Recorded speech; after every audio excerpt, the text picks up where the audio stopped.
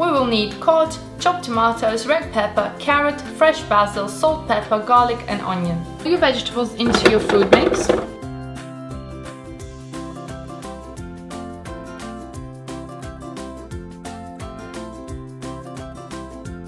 I'm using green beans as a base, but you can use asparagus as well.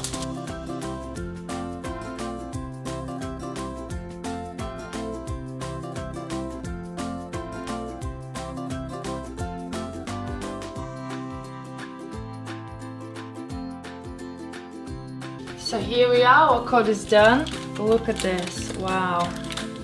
So beautiful, so Mediterranean.